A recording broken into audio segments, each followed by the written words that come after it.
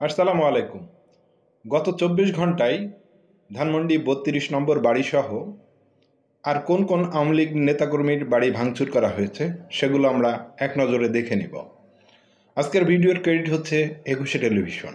তাহলে চলুন আমরা ভিডিওটি দেখি। যদি চ্যানেলে নতুন দর্শক হয়ে থাকেন প্লিজ চ্যানেলটি সাবস্ক্রাইব করবেন আর ভিডিওটি শেয়ার করে অন্যকে দেখার সুযোগ করে দেবেন। তাহলে চলুন মূল ভিডিওটি আমরা দেখে নিই।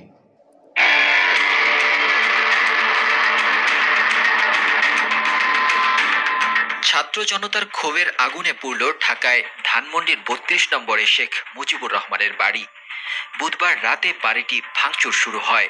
এরপর থেকে ঢাকার বাইরে বিভিন্ন জেলায় শেখ মুজিবুর রহমান ও তার পরিবারের বিভিন্ন সদস্যের বাড়ি ভাঙচুর, আওয়ামী লীগের নেতাদের বাড়ি ও আওয়ামী লীগের অফিস ভাঙচুর করে পুড়িয়ে দেওয়ার ঘটনা ঘটে।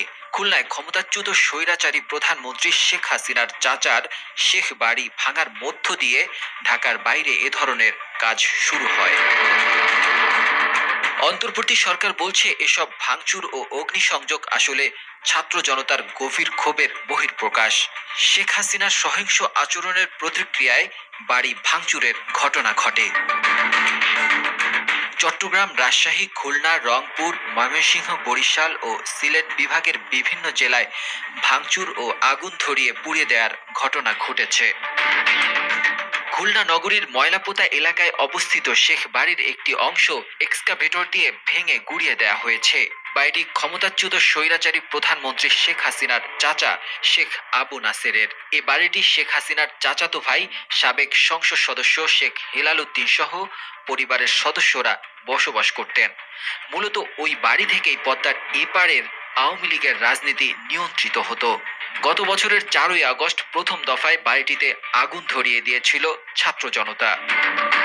এদিকে কুষ্টিয়ায় বুলডোজার দিয়ে ভাঙা হয়েছে আওয়ামী লীগের যুগ্ম সাধারণ সম্পাদক ও কুষ্টিয়া ৩ আসনের সাবেক সংসদ সদস্য মাহবুবুল আলম হানিফের বাড়ির একটি অংশ। এই বাড়িটিতেও গত ৪ই আগস্ট ও ৫ই আগস্ট ভাঙচুর চালিয়ে আগুন ধরিয়ে দেওয়া হয়েছিল। বরিশালে বুধবার রাত থেকে বুলডোজার দিয়ে সাবেক মেয়র ও নগরীর আওয়ামী লীগের সাধারণ সম্পাদক সাদিক আব্দুল্লাহ এবং প্রবীণ আওয়ামী লীগ নেতা আমির হোসেন আমুর বাড়ি ভাঙা শুরু হয়। আজ বৃহস্পতিবারেও বুলডোজার দিয়ে বাড়ি ভাঙা চলছিল। সাদিক আব্দুল্লাহর বাবা সাবেক সংসদ সদস্য আবু হাসানাত আব্দুল্লাহ বরিশাল জেলা আওয়ামী লীগের সভাপতি ও ক্ষমতাচ্যুত সাবেক প্রধানমন্ত্রী শেখ হাসিনার ফুফাতো ভাই। বুধবার রাত ২টার দিকে বরিশাল নগরের বগুড়া রোডে আমির হোসেন আমুর বাসভবন বুলডোজার দিয়ে ভাঙা শুরু হয়। বৈষম্য বিরোধী ছাত্র আন্দোলনের নেতাকর্মী ও শিক্ষার্থীরা সকাল পর্যন্ত ৩তলা বাড়ির একতলার নিচের অংশ ভেঙে ফেলেছেন। ভোলায় আওয়ামী লীগের উপদেষ্টা পরিষদের সদস্য ও ভোলা ১ আসনের সাবেক সংসদ সদস্য তোফায়েল আহমেদের বাসভবন ভাঙচুর ও আগুন দেওয়া হয়েছে। গতকাল রাত ১২টার পর এ ঘটনা ঘটে। আজ সকাল পর্যন্ত বাসভবনে আগুন জ্বলছিল। এদিকে পিরোজপুরের সাবেক সংসদ সদস্য AKM আউয়াল এবং তার ভাই সাবেক মেয়র হাবিবুর রহমানের বাড়িতে ভাঙচুর ও আগুন ধরিয়ে দিয়েছে বিক্ষুব্ধ জনতা। গণ অভ্যুত্থানে হাসিনার পতনের পর গত ৫ই আগস্ট বাড়ি দুটিতে একাধিকবার আগুন ধরিয়ে দেওয়া হয়। রাজশাহীতে সাবেক পররাষ্ট্র প্রতিমন্ত্রী শাহরিয়ার আলমের গ্রামের বাড়িতে অগ্নিসংযোগ করা হয়েছে।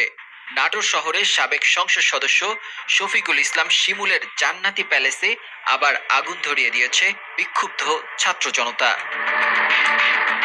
এছাড়া পাবনার ঈশ্বরদীতে উপজেলা আওয়ামী লীগের কার্যালয় এক্সকাভেটর দিয়ে গুড়িয়ে দিয়েছে বৈষম্য বিরোধী ছাত্র জনতা। কিশোরগঞ্জ জেলা আওয়ামী লীগের কার্যালয়কে পাবলিক টয়লেট হিসেবে ঘোষণা দেওয়া হয়েছে। কুমিল্লার সাবেক সংসদ সদস্য আকম বাহাউদ্দিন বাহারের বাড়িতে ভাঙচুর ও আগুন দেওয়া হয়েছে।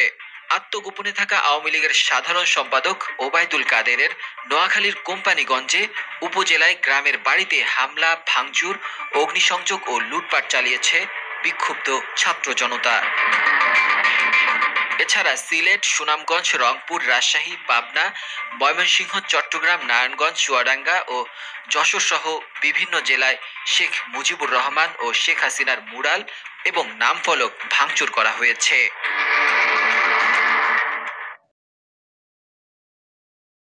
প্রিয় ভাই ও বোনেরা, প্রতিবেদনটা দেখলেন। মূলত শেখ হাসিনার দাম্ভিকতার কারণেই তার যেসব নেতাকর্মী ছিল তাদের বাড়িগুলো ভাঙচুর হলো।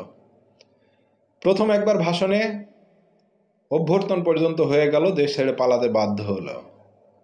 আবার গতকালকে সে ভাষণ দিয়েছে, যারই ফলশ্রুতিতে ছাত্র জনতা বিভিন্ন আওয়ামী লীগের নেতাকর্মীর বাড়ি ভাঙচুর করছে, আগুন দিচ্ছে।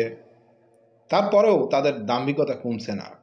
আজকেও আমি শেখ হাসিনার একটা লাইভ অনুষ্ঠানের কথা শুনলাম। সে এখনও স্টেট কাট বলে যাচ্ছে যে সময় আসলে এটার জবাব দেওয়া হবে। ভাঙছে ভাঙুক, সময় আসবে আমাদের ইনশাল্লাহ। তারপরেও তিনি জাতির উদ্দেশ্যে ক্ষমা চাইবেন না, মাথা নত করবেন না, অনুশোচনা করবেন না। তিনি এতটাই অহংকারী যে সব কিছু ধ্বংস হয়ে গেলেও তিনি জাতির কাছে ভুল স্বীকার করবেন না। সেটাই হচ্ছে শেখ হাসিনা, আর সেটাই হচ্ছে আওয়ামী লীগ। তো মূলত এই ছিল ভিডিওটি বেশি বেশি শেয়ার করবেন। নতুন হলে চ্যানেলটি সাবস্ক্রাইব করতে ভুলবেন না। সবাই ভালো থাকবেন, সুস্থ থাকবেন। আসসালামু আলাইকুম।